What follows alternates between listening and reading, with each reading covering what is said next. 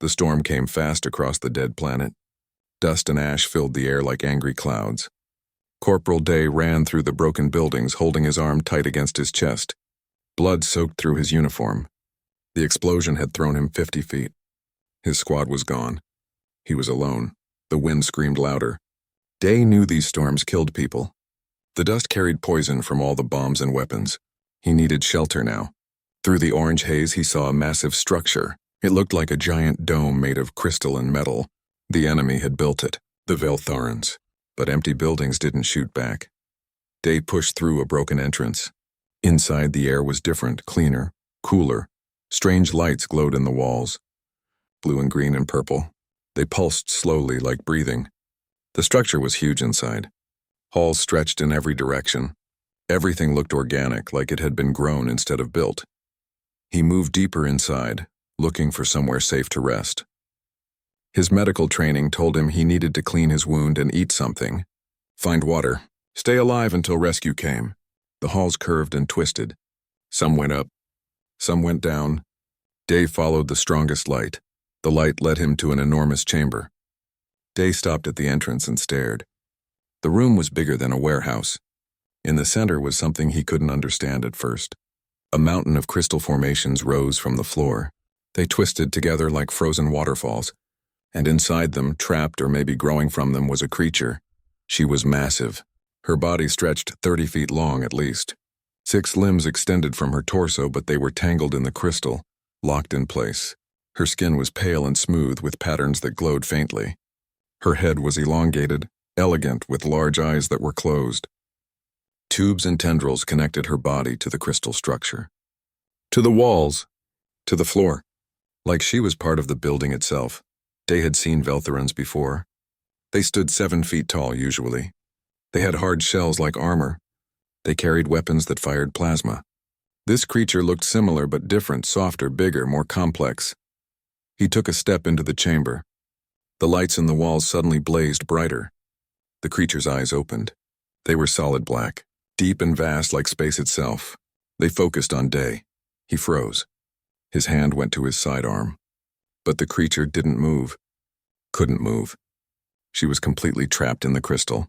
Only her eyes tracked him as he stepped closer. Patterns of light rippled across her skin. Blues and greens flowing like water. Day had studied Veltharan communication in basic training. They used bioluminescence along with sound. These patterns meant something. The creature was trying to talk to him. He didn't understand the patterns, but he understood desperation when he saw it. The chamber was cold, too cold. Frost covered some of the crystal. The lights in the walls flickered weakly. The tubes connecting the creature looked dried out, withered. Day walked around the crystal formation. He saw feeding ports built into the structure. They were empty, dry. Equipment lay scattered on the floor. Medical devices, maybe. All of them broken or dead, no power. The creature had been left here, abandoned. He thought about leaving. This was the enemy. His friends had died fighting her people. He should call for extraction and get out. Let the enemy take care of their own. But he couldn't stop looking at those eyes. They watched him, aware, intelligent, afraid. Day was a medic before he was a soldier. He had taken an oath. All life was worth saving. He set down his pack and approached the creature slowly. She tensed. The light patterns changed. Faster now. More urgent, he held up his hands. I'm not going to hurt you. His voice echoed in the huge chamber. He knew she couldn't understand his words. But tone mattered. He kept his voice calm and soft. Dee examined the feeding ports. They were sophisticated, biological interfaces that would deliver nutrients directly into her system. But they needed specific compounds. He had no idea what she ate. What she needed. He looked back at those desperate eyes. His emergency pack had basic supplies. Water purification tablets, nutrient paste, medical gel. He took out his canteen and poured water into one of the feeding ports. The crystal around it glowed. Systems activated. The water was drawn inside, toward the creature. Her eyes closed for a moment. When they opened again, the patterns on her skin changed. Slower, gentler, different colors. Gold mixed with the blue. Day didn't need a translator to know what that meant. Thank you. He spent the next hour exploring the chamber. He found storage units built into the walls. Most were empty, but some still had containers inside. Clear cylinders filled with liquids and powders. He had no idea what they were. But the creature would know. Day rigged up his datapad and pointed it at her. The device had basic translation software. It struggled with the light patterns but started to pick up simple meanings. Yes, no, more, stop, pain, help. Through careful trial and error, he learned which containers held what she needed. When he fed her the right substance, her patterns glowed gold. Wrong substance, they flashed red. It was slow work, careful work, but gradually he figured it out. Night came, or what passed for night on this dead planet. The storm still raged outside. Day set up a small heater near the creature. The crystal absorbed the warmth and spread it through her system. Her patterns glowed steadily now. Not bright, but alive. He ate his rations sitting against the wall, looking up at her. She looked back. Two beings from different worlds. Enemies by definition, but in this moment just two survivors trying to stay alive. Day pulled out his emergency beacon. He should activate it. Call for extraction, but if he did, Command would find this place. They would find her. A high-value enemy asset. Immobile. Helpless. They would take her apart to learn her secrets. He thought about that for a long time. The beacon sat heavy in his hand. Those black eyes watched him, waiting, trusting him to make a choice. Day put the beacon back in his pack. He would keep her alive tonight. He could decide about tomorrow when tomorrow came. For now the storm raged outside, and inside two enemies kept each other company in the dark. The lights pulsed slowly, breathing, living, waiting. 3 days passed. Day learned her rhythms. When the lights in her skin pulsed fast, she was uncomfortable. When they flowed smooth and slow, she was calm. When they flickered weak, she was hungry or cold or in pain. He became good at reading her needs. The translation software improved. His datapad collected patterns and built a basic dictionary. Simple words came through now, not sentences. Just concepts: water, warm, pain, safe, and one word that came through over and over: thank you. Day found his routine. Every morning he checked the feeding ports. He mixed the compounds she needed from the containers in storage. He rationed them carefully because they were running low. He monitored the temperature, fixed broken heating elements with parts from his equipment. He talked to her while he worked. He told her about Earth, about oceans and forests, about cities that reach the sky, about music and food and all the things that made humans human. He didn't know how much she understood, but her lights always pulsed steady when he talked. So he kept talking. On the 4th day, his radio crackled to life. Static first, then a voice. Any human forces, respond? This is Sergeant Hana. We are searching for survivors. Respond. Day grabbed the radio. Relief flooded through him. Sergeant Hana, this is Corporal Day. I'm alive. I'm in a Veltharan structure 5 clicks east of the blast zone. Silence. Then Hana's voice came back, thick with emotion. Day, we thought you were dead. Stay where you are. We're coming to get you. The creature's lights flashed. Day looked up at her. Those black eyes watched him. She knew something had changed. It took 6 hours for the squad to reach him. Day heard their vehicles outside. Boots on the ground. Weapons ready. Sergeant Hana entered first. She was a hard woman, tough as steel. She had led their squad through hell more times than Day could count. When she saw him, her expression softened for just a moment. Then she saw the creature. Her weapon came up. Contact. Veltharan in the chamber. Day stepped between Hana and the creature. Wait, don't shoot. She's trapped. She can't move. She's not a threat.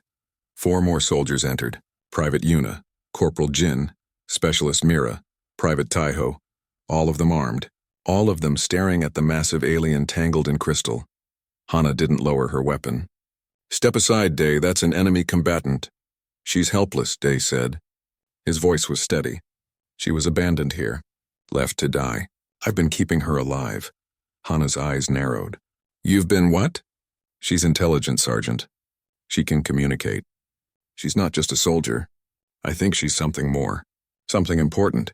Yuna stepped forward. She was the squad's tech specialist. She had studied xenobiology before the war. Her eyes were wide as she looked at the creature. Sir, I think that's a queen. Everyone went silent. Veltharan queens were legendary.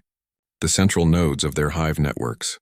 The commanders of entire armies, worth more than 100 warships as prisoners. Hana's weapon stayed up. Then she's a priority target. Command will want her for interrogation.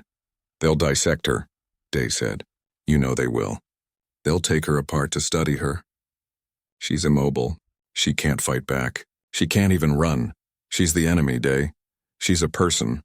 Hana's jaw tightened. You're a soldier, Corporal. Not a humanitarian. We have orders. Enemy assets are to be secured and reported. Day didn't move from his position between the squad and the creature. Behind him, the lights in her skin pulsed faster. Afraid. He could feel her fear. I'm also a medic, Sergeant. I took an oath. First, do no harm. That applies to all life. Not in a war zone, it doesn't. Especially in a war zone. They stared at each other. The rest of the squad shifted uncomfortably. They knew Day. He was stubborn.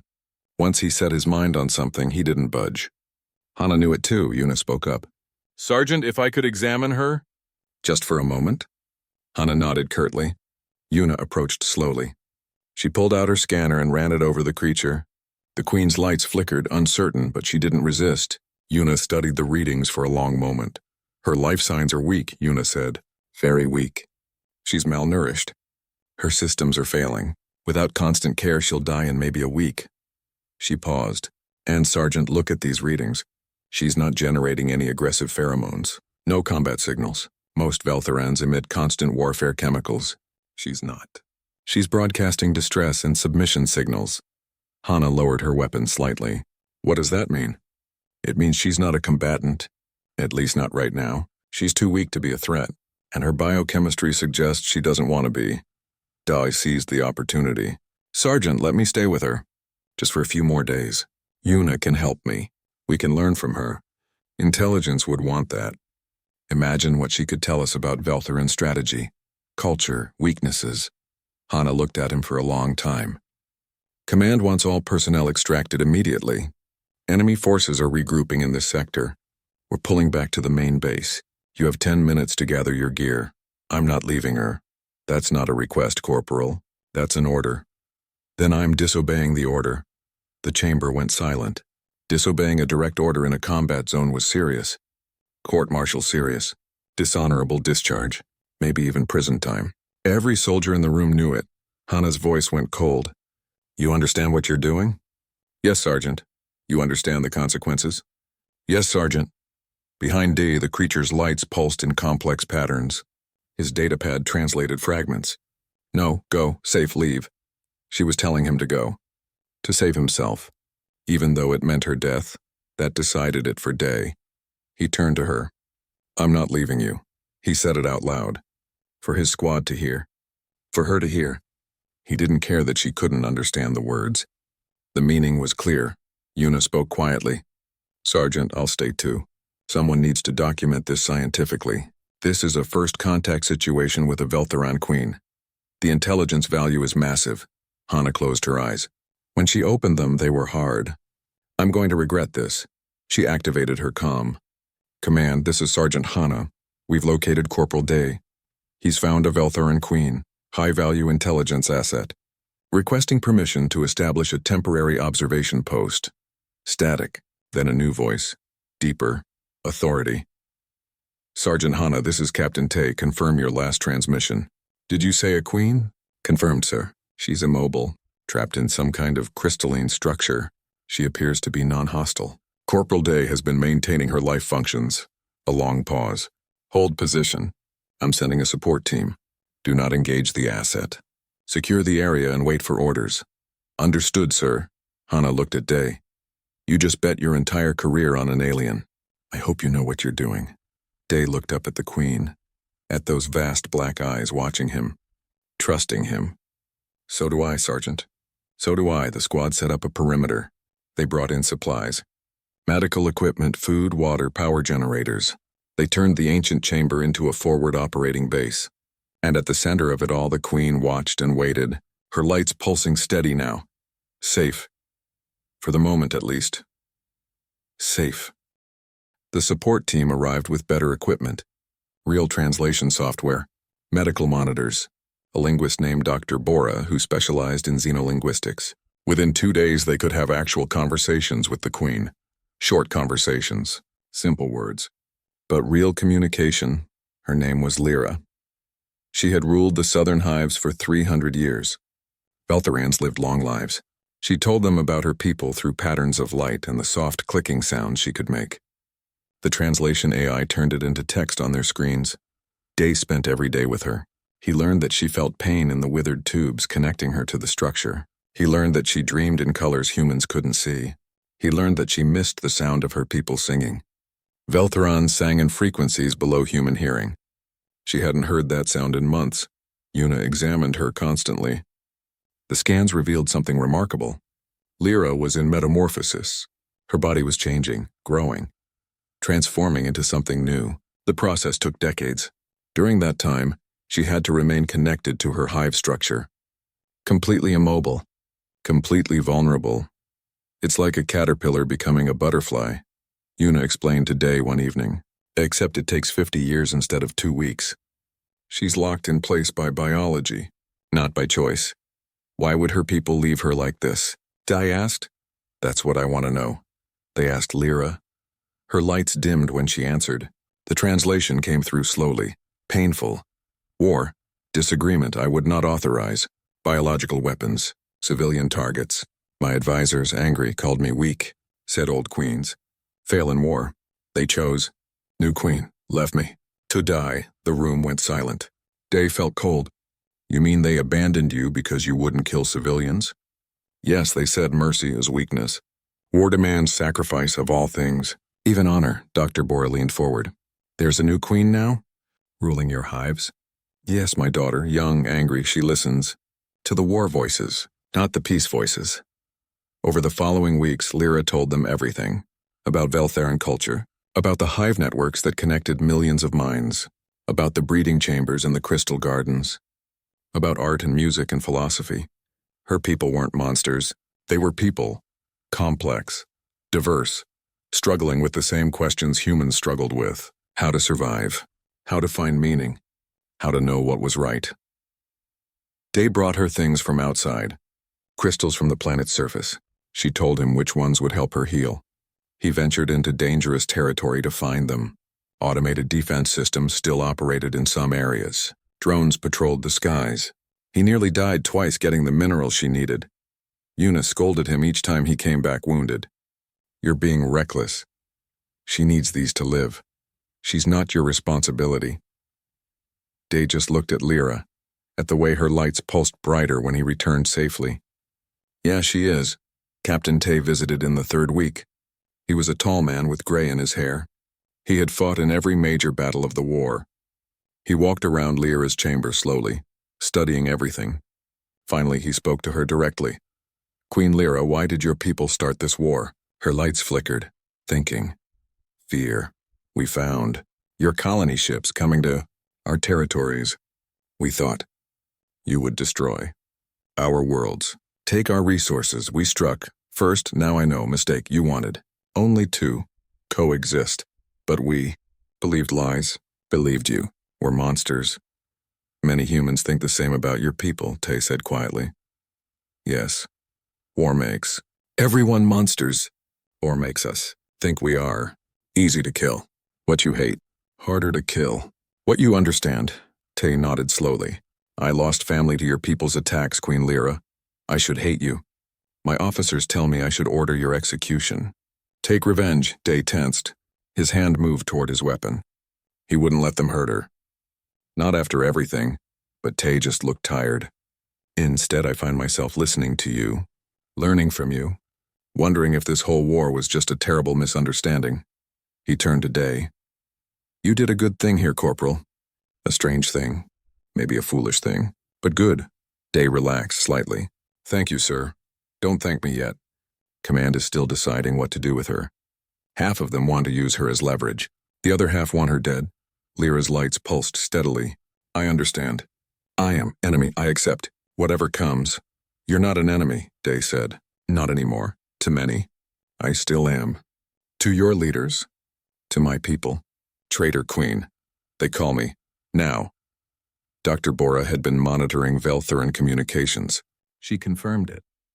Broadcasts from the new queen condemned Lyra, called her a deserter, a coward, said she had betrayed her people by refusing to fight hard enough. The new queen was young, aggressive. She was winning battles, pushing humans back, using weapons Lyra had forbidden. At night, when the others slept, Day sat with Lyra. He told her about his life before the war, about his family, his mother who was a doctor, his father who taught music, his sister who loved to paint. Lyra listened. Her lights pulsed in soft colors. She told him about her own memories, about being young, about the first time she connected to the hive mind and felt millions of thoughts flowing through her, about the weight of ruling, of making decisions that affected entire worlds, about the loneliness of being the one everyone looked to but no one really knew. "You understand," she said through the translator. "Loneliness, even surrounded by people, being alone, in your thoughts." "Yeah," Day said. "I understand that. That is why. You stayed with me. You recognized same loneliness. In me." He thought about that. Maybe she was right. Maybe he saw himself in her. Someone trying to do the right thing. Someone abandoned for it. Someone who needed help and had no one else to turn to. "I stayed because leaving you to die would have been wrong," he said.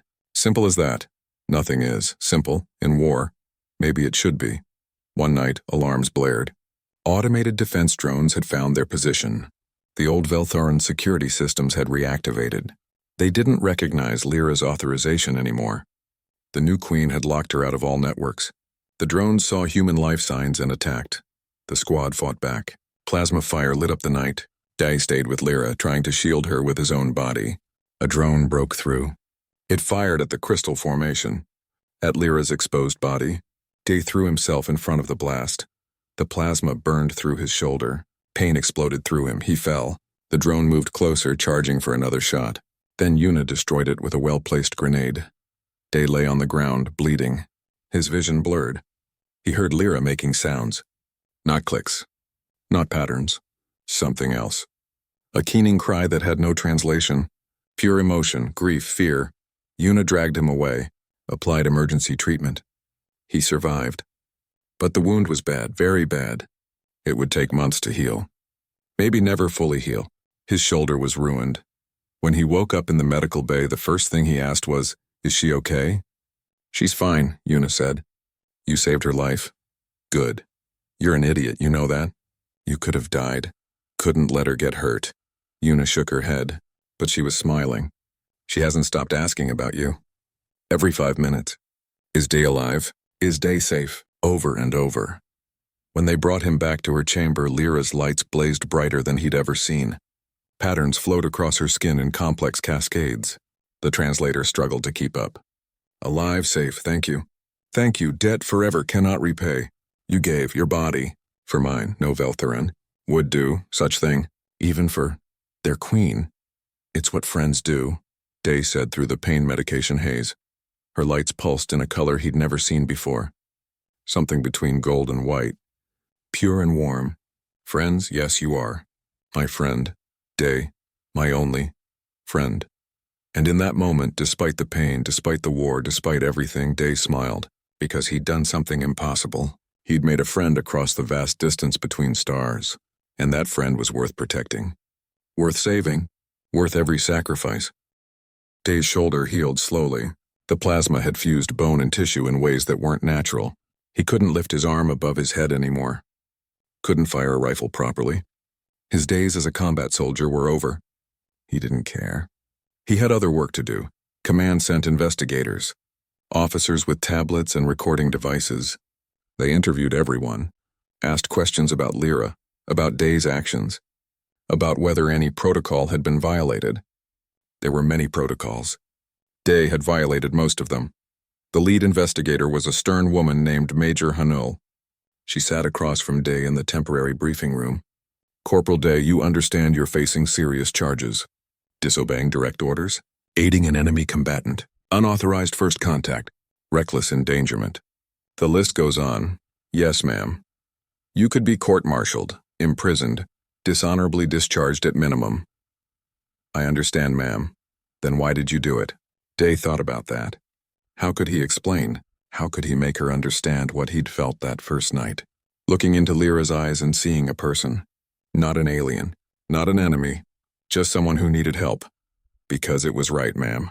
She was dying. I'm a medic. I couldn't just walk away. She's the enemy. She's alive. That matters more.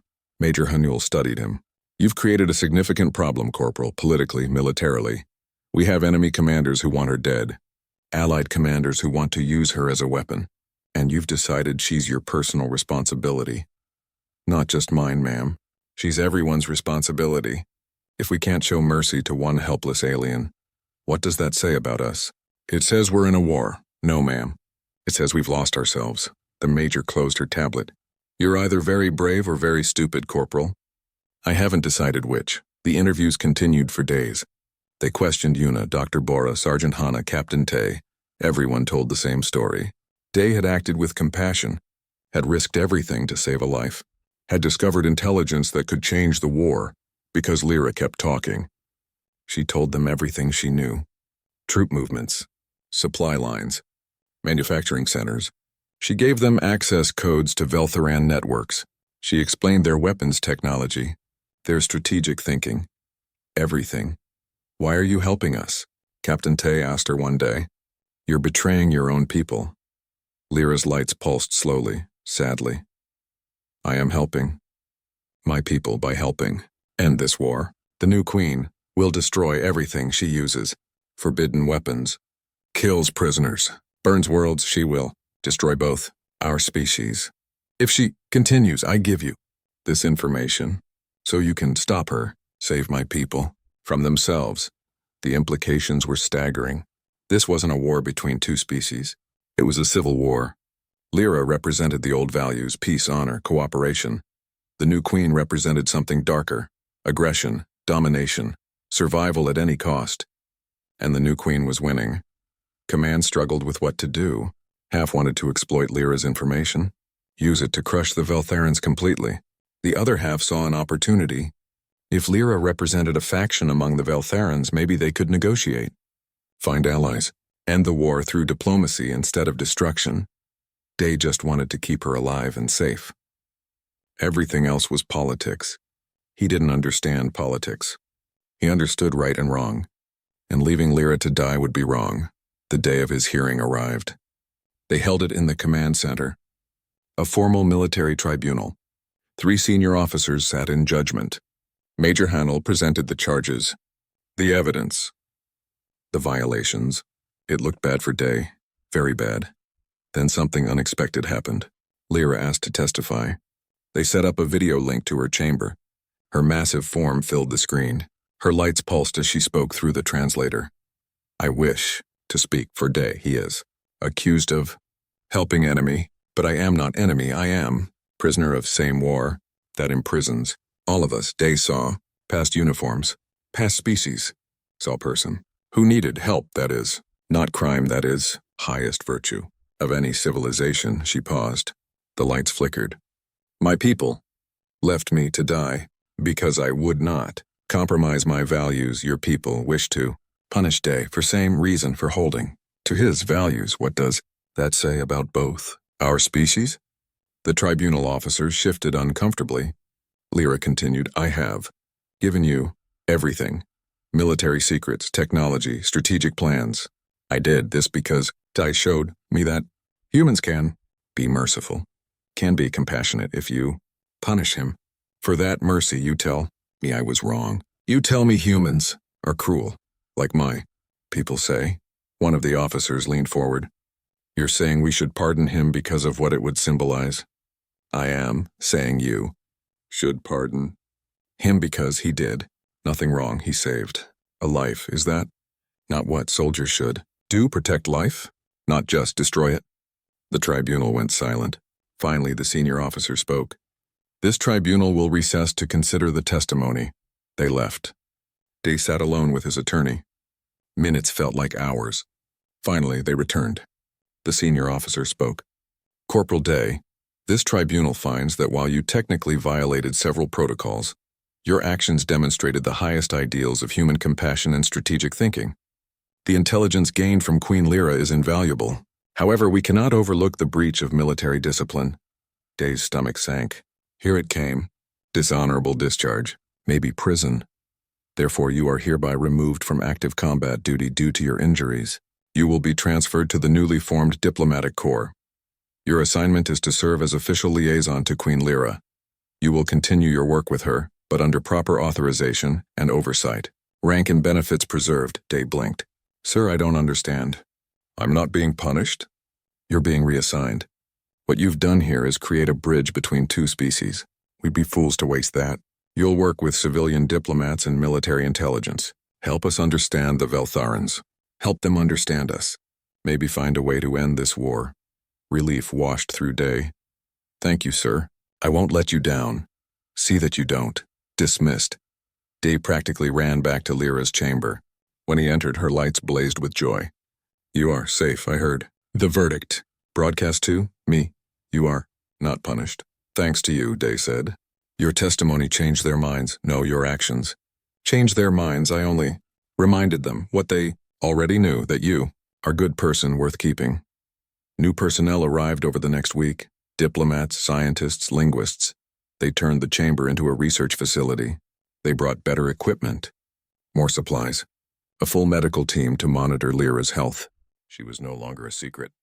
She was officially a political refugee, under human protection. Not everyone was happy about it. Dee heard the muttering. Some soldiers thought Lyra should have been killed. Others thought she should be in a cage. A few understood what Day understood, that she was their best hope for peace. One evening, a young private approached Day. His name was Kyung. He looked nervous. Corporal Day, sir, I have to ask you something. Go ahead. Why? Why risk everything for an alien? My brother died fighting her people. How can you stand there and care for her like she's one of us? Day looked at the young man, saw the pain in his eyes, the confusion. I'm sorry about your brother, truly, but look at her. Really look. She didn't kill your brother. Her people did. And her people left her to die because she tried to stop the killing. She's a victim of this war just like your brother, just like all of us. But she's one of them. No, she's one of us. One of the people trying to survive this. Trying to do the right thing. Trying to find a way out of the darkness. That's what matters. Not what species we are, but what we choose to do. Kyung looked at Lyra, at the massive alien in her crystal prison, at the lights pulsing gently across her skin. Finally, he nodded. Maybe you're right, sir. I don't know. But I'll think about it. That's all I ask. As Kyung walked away, Lyra's voice came through the translator. You give them hope, Day. Hope that this war can end. Without everyone dying, that is. Precious gift. I just did what anyone should do. No, you did. What no one else would.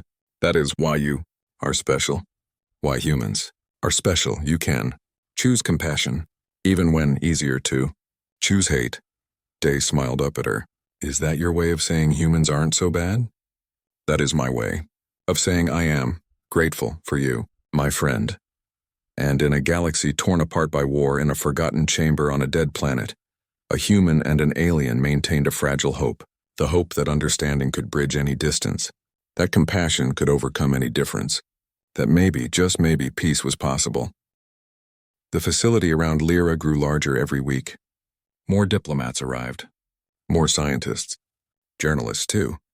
Everyone wanted to see the alien queen who had befriended a human soldier. Lyra handled it with grace. She answered questions, shared stories, helped humans understand her people. But Day noticed she grew tired. The lights in her skin flickered weaker some days. Dr. Bora said the metamorphosis was progressing. It required enormous energy. Energy Lyra was spending on talking, on helping, on trying to build peace. You need to rest more, Day told her one evening after the day's visitors left. Cannot rest. Too much to do. Your leaders need to understand my people before they make terrible mistakes. What kind of mistakes? Lyra's lights pulsed red, worried, I hear. Your military plans they want to strike. At breeding. Worlds kill children. To end the war fast, Day felt cold. That can't be true. It is. I hear them talking when they think I cannot understand their language without translator. But I am learning your words. I understand more than they know. Day went to Captain Tay immediately, found him in a strategy meeting. Sir, we need to talk privately. Tay excused himself. They walked outside into the cold night. What is it, Day? Lyra says Command is planning to attack Veltheron breeding worlds. To kill their children? Sir, if we do that, we're no better than them. We're worse. Tay was quiet for a long moment. There are discussions. Options being considered. The war is going badly. We're losing ground every day. The new Queen's forces are pushing us back across 3 sectors. Command is desperate. Desperate enough to kill children. Desperate enough to consider anything that might end the war. Save human lives. By taking Veltheran lives? Children who haven't done anything wrong? Tay rubbed his face. He looked exhausted. Decades older than his years. I don't like it either, but I'm not in charge. The admirals make the decisions. I just follow orders. Like the orders to leave Lyra to die? Tay flinched. That's not fair, isn't it? Sir, if we attack those breeding worlds, we lose any moral authority we had. We prove the Veltharans right. That humans are monsters. That we can't be trusted. Any chance for peace dies with those children. I know, Tay said quietly. I know, but what can I do? I'm one captain. You can speak up. Tell them Lyra's willing to testify. To go on record. To help us find another way. They won't listen to an alien. Then make them listen. Or everything we've done here means nothing. Tay looked at the sky. Stars burned cold and distant. Somewhere up there, fleets were moving. Weapons were being prepared. Decisions were being made that would affect billions of lives. I'll try, he said finally. I can't promise anything, but I'll try. 3 days later, Lyra received a message through the Veltheran communication network. It bypassed all the new Queen's security. Came directly to her. The translation appeared on the screens around her chamber. Old Queen. We remember you. The Western Hives. The Northern clans. We do not forget your wisdom. Your mercy. The new Queen burns our worlds, kills those who disagree, forces our children into war. We want peace, but we cannot fight her alone. Can you help us? Lyra's lights pulsed rapidly, excited, afraid. Resistance, she said. My people, some of them. Still loyal, to old ways, to peace. They reach. Out to me, Dr. Bora leaned forward. Can you communicate back? Yes, but dangerous. New Queen watches networks. If she finds them, she will kill them all. What do they want? Day asked. Help they want. To overthrow. New Queen, stop the war, but they are few, need support. From humans. The implications were staggering. If there were Veltherans who wanted peace, who opposed the war, then this wasn't a simple conflict. It was a revolution. A civil war wrapped inside an interspecies war. Command called an emergency meeting. They brought in admirals, generals, politicians from Earth. They set up a secure video conference in Lyra's chamber. She would testify before the highest levels of human leadership. Admiral Daishim spoke first. He was old. His uniform had more medals than Day could count. His face was hard as stone. Queen Lyra, we've read the intercepted message. You claim there are Veltherans who oppose the war. How many? Difficult to say, maybe 20% of all. Hives, maybe more. Who are silent but disagree, maybe less. Who are brave enough to resist. 20% isn't enough to matter, another admiral said. We can't base strategy on a minority faction. In war. 20%. Is everything? Lyra replied. 20%. Who refused to fight? 20%. Who sabotage? Supply lines. 20%. Who give you information. Can win or lose a war. She's right, said a woman Day didn't recognize. She wore civilian clothes but had the bearing of authority. I'm Minister Yunji. I head the diplomatic corps. If we can support a resistance movement among the Veltherans, we can end this war from the inside. Save countless lives on both sides. Or we can end it by destroying their ability to make war, Admiral Daishim said coldly. Strike their breeding worlds. Cripple their future generations. They'll have no choice but to surrender. Lyra's lights flashed red. Angry. It was the first time Day had seen her show real anger. You would. Commit genocide? Murder children? For what? For quick victory, that is. Not victory. That is. Damnation. Those children will grow up to kill humans, the Admiral said. Only if you teach them to. By murdering their families now. The room erupted in argument, voices shouting over each other, some supporting the breeding world strategy, others opposing it. Day watched it all and felt sick. This was what leadership looked like at the highest level? Chaos and anger? Enough! Captain Tay's voice cut through the noise. Everyone stopped. Tay stood. With respect, Admiral, we're better than this. We're humans. We don't kill children to win wars. We find better ways, smarter ways. Queen Lyra is offering us intelligence on a resistance movement. That's a gift. We'd be fools not to use it. Admiral Dysham glared at him. Watch your tone, Captain. No, sir. Not on this. I've fought this war for 3 years. I've lost friends, family, half my crew, but I didn't lose them so we could become monsters. If we attack those breeding worlds, we're no different than the enemy. We're worse, because we knew better and did it anyway. Silence. Long and heavy. Finally, Minister Yunji spoke. The captain is right. We need to explore the diplomatic option. Queen Lyra, can you put us in contact with the resistance? Yes, if you promise not to betray them, not to use them and throw them away. You have my word, Yunji said. Words are easy, actions are hard. Prove to me you are serious about peace, not just another quick victory. How? Lyra thought for a moment. Her lights pulsed in complex patterns. Broadcast me.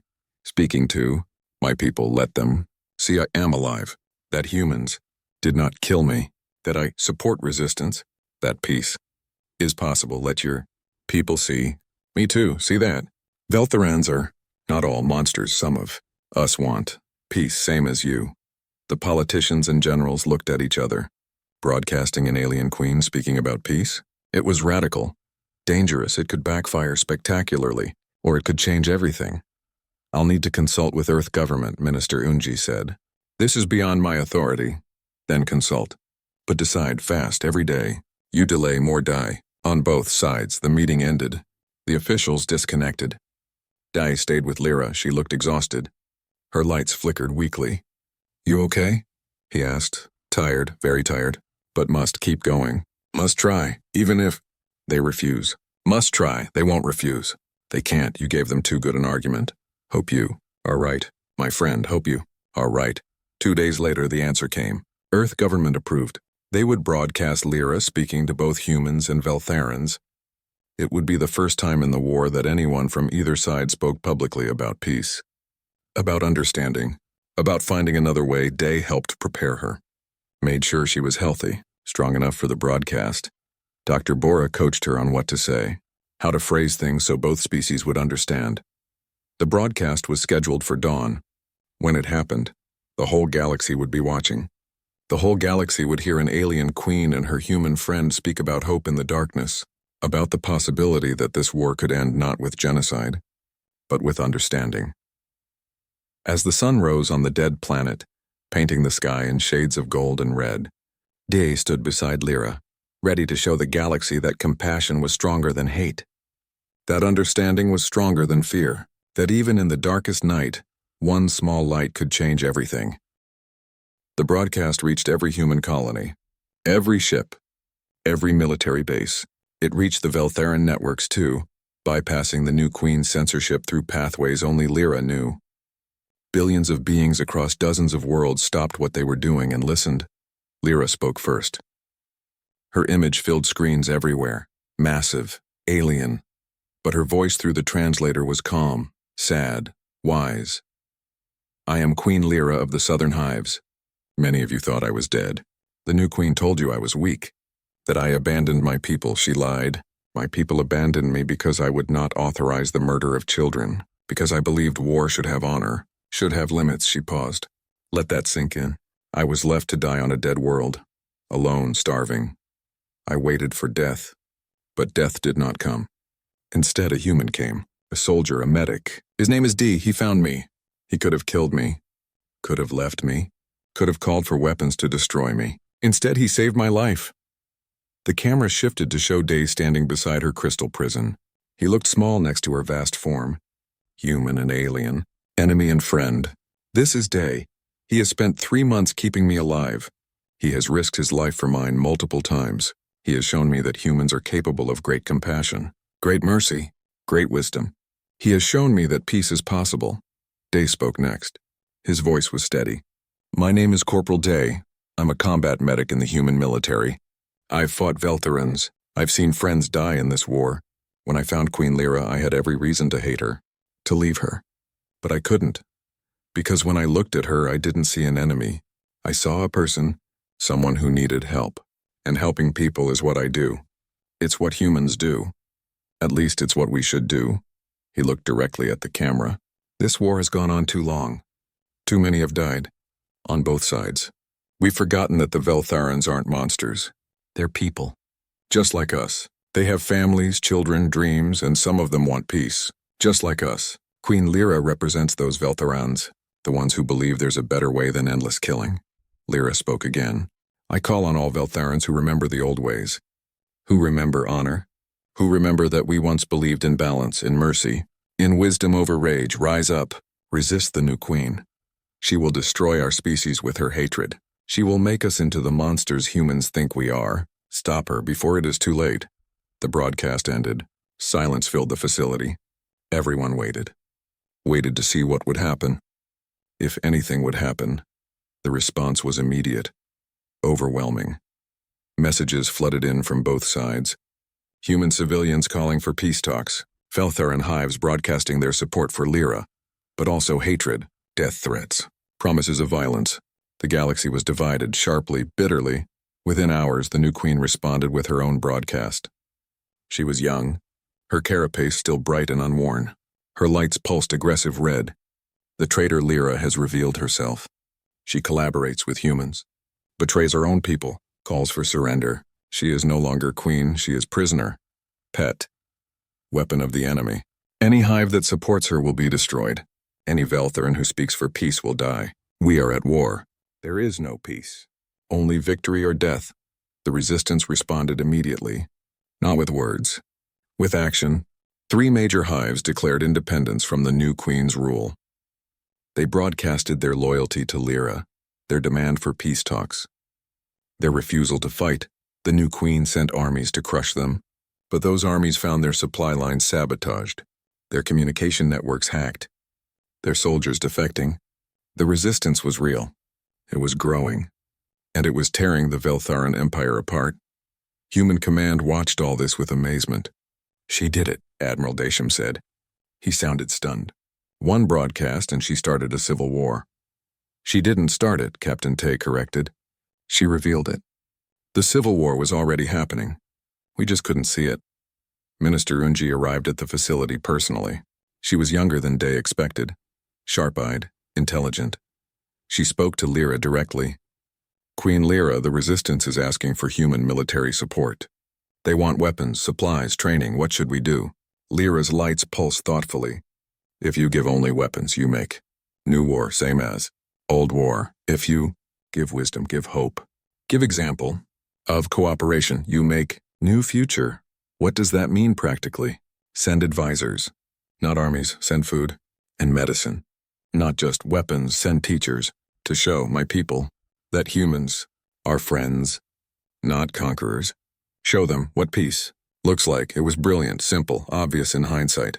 Help the resistance not by making them better at war, but by making peace attractive. Show Veltharans what they could have if the fighting stopped, what they could become if they chose cooperation over conquest.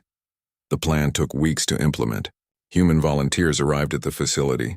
Teachers, doctors, engineers, people who wanted to help, not fight. They were trained in Veltharan culture, language, customs. Then they were sent to the resistance hives, carefully, secretly, under heavy protection. Day wanted to go. I should be there, he told Captain Tay. I understand them. I can help. You're more valuable here, Tay said. Lyra needs you. The resistance needs her. You're the link that keeps it all together. He was right, but it was frustrating. Dee wanted to be on the front lines of peace. Instead, he stayed with Lyra, helping coordinate, translating, planning, being her voice when she was too weak to speak, because the metamorphosis was accelerating. Dr. Bora said it was the stress. The energy Lyra spent communicating, leading, hoping.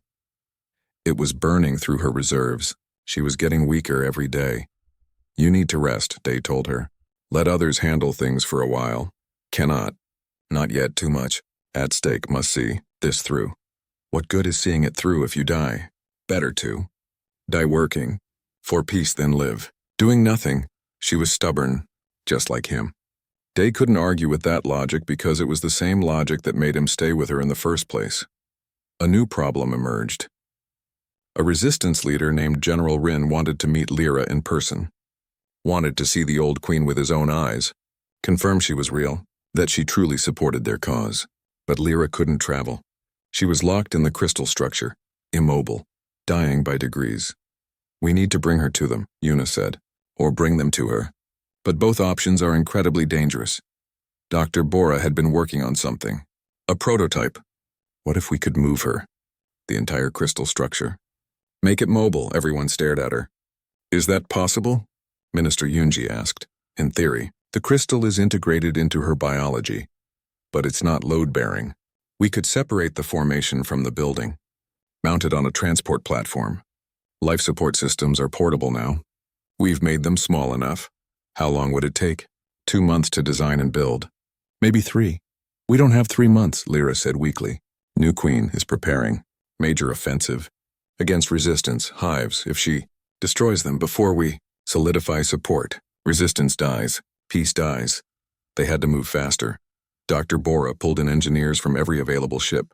They worked around the clock, designing, building, testing, a mobile platform for a living crystal formation that housed an alien queen. Nothing like it had ever been attempted. Day helped however he could, mostly by keeping Lyra calm, keeping her alive. Some days she was so weak her lights barely flickered. He sat with her through those dark hours, talking, reminding her why she had to keep fighting. Keep living, tell me. About Earth, she whispered through the translator one bad night. About oceans again, so Day told her. About waves that stretched to the horizon. About water so deep the sunlight couldn't reach the bottom. About creatures that glowed in the darkness. About beaches where humans came to rest. To think, to remember they were part of something larger than themselves. I would like to see ocean. Someday, Lyra said, you will. I promise. When this is over, when you're mobile again, I'll take you to Earth, show you the ocean. You can put your feet in the water. Feel the waves. That would be nice to have future to look forward to. You do have a future. We'll make sure of it. The platform was ready in 6 weeks. A miracle of engineering, a massive hover transport with integrated life support, medical systems, defense shields, everything Lyra needed to survive outside the facility. The crystal formation was carefully, painfully separated from the building, mounted onto the platform. Every moment was agony for her, but she endured. When it was done, she could move. Not by herself, but the platform could fly, could travel, could take her to the resistance hives, to the Veltharans who needed to see her, who needed hope. It's time, Minister Unji said. General Rin has agreed to meet at neutral coordinates. A moon in the outer system. No weapons, no fleets, just representatives from both sides. And you. Lyra's lights pulsed weakly but steadily. Then we show them that peace is not just dream, it is real, it is possible. Day checked his weapon, checked the platform systems, checked everything twice. I'm coming with you. Don't even try to argue. Would not. Dream of arguing, my friend. You have been with me from start. You will be with me at the end, whatever that and may be. They loaded onto a transport ship. The platform was secured in the cargo bay. Lyra's crystal formation gleaming under the lights. A squad of soldiers came as security. Yuna came to monitor Lyra's health. Captain Tay commanded the mission. They lifted off at dawn. The moon was small and airless. Gray dust covered everything. Ancient craters marked where asteroids had struck millions of years ago. It was neutral ground, far from any military installation, far from any world that mattered. Perfect for a secret meeting that could end a war or start a new one. 3 ships arrived in orbit. The human transport carrying Lyra and Day, a Veltharan resistance cruiser carrying General Rin and his advisors, and a smaller vessel carrying Minister Yunji and other human diplomats. They descended to the surface separately, carefully, ready to flee at the first sign of betrayal. The human ship landed first. They deployed the platform carrying Lyra's crystal formation. She glowed in the darkness. Her lights pulsed slow and steady, calm despite the fear Day knew she felt. Around them, soldiers set up a perimeter. Weapons ready, just in case the Veltharan ship landed 100 meters away. It was sleek and organic looking. Grown rather than built, the cargo ramp extended. Day's hand moved to his sidearm. This was it. The moment everything could go right or terribly wrong, General Rin emerged first. He was massive even for a Veltharan, 8 feet tall with a carapace that bore the scars of countless battles. His lights pulsed in colors Day had learned to recognize. Caution, suspicion, but also hope. Desperate hope. Behind him came others. Advisors, warriors, civilians. They approached slowly, stopping 50 meters away, staring at Lyra's crystal formation. At the ancient queen they had thought dead. At the human soldiers surrounding her. The tension was thick enough to cut. Lyra spoke first. Her voice transmitted through speakers mounted on the platform. Translated into Veltharan frequencies. General Rin, I remember you. When you were young. When you first joined my guard. You asked me once what made a good leader. Do you remember? Rin's lights flickered. Memories. You said, a good leader puts their people before themselves always. Yes, that is why I opposed the war. Why I refused to use forbidden weapons. Why my own daughter left me to die. I put my people before myself, before my own survival. And humans. Found you. Saved you. Why? Lyra's lights pulsed toward Day.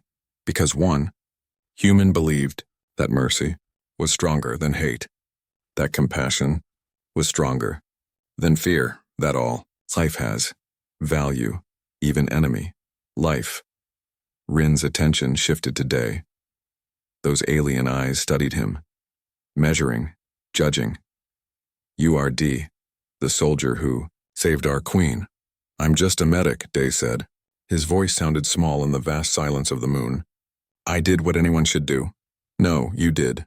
What no one else would. Not human, not Veltharan, you saw. Past differences. Saw a person who needed help, that is, rare gift. One of Rin's advisors stepped forward. Smaller, older, lights pulsing in academic patterns. I am Scholar Ghana, I must ask. Queen Lyra, how do we know this? Is not trap? How do we know humans have not corrupted you?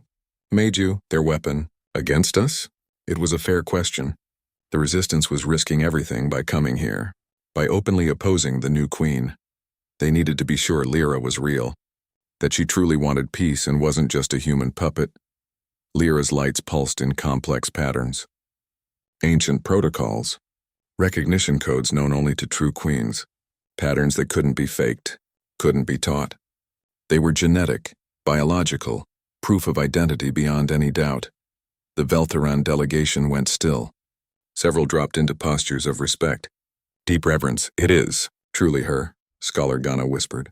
The old queen lives, I live, Lyra confirmed, thanks to human mercy. Now I ask you to show that same mercy to them, to see humans not as monsters but as potential allies, potential friends. General Rin moved closer. His warriors tensed but didn't stop him. He approached the crystal formation until he stood directly before Lyra. Looking up at her vast form, old queen, I followed. Your daughter. Because she promised victory, promised strength, she lied. She has made us into monsters. Burned worlds, killed prisoners, destroyed hives. That disagreed. I watched my people become worse than any enemy could be. We lost our way. Lost our honor. His lights pulsed deep blue, shame, regret. I am sorry we left you to die. We should have stood with you against the war voices. We were cowards, or you were afraid, Lyra said gently. Fear makes everyone into cowards sometimes, but you are here now. That takes courage, greater courage than fighting war. It takes courage to choose peace. Minister Yunji stepped forward from the human delegation. General Rin, Scholar Ghana. The human government is prepared to offer support to your resistance, not just weapons. Resources for rebuilding, food, medicine, teachers. We want to help you create a society that doesn't need war, that can coexist with us peacefully. Why would you do this? Ghana asked. We have killed so many humans, destroyed so many worlds. Why help us now? Day spoke up. Because punishing you doesn't bring anyone back. Doesn't heal anything. Helping you rebuild. Helping you find peace. That honors the people we lost. That gives their sacrifice meaning. We can spend the next 100 years killing each other, or we can spend it building something better. Together. The two delegations talked for hours, discussing terms, logistics, how to coordinate the resistance, how to protect civilian populations, how to eventually confront the new queen. It was complex, difficult, sometimes heated, but they kept talking, kept trying to find solutions. As the discussions continued, something happened. Something unexpected. A small Veltheran civilian approached Day. She was young, her carapace still soft. Her lights pulsed nervous green. "Excuse me, Day, the human." "Who saved?" "Our queen." "Yes, I am."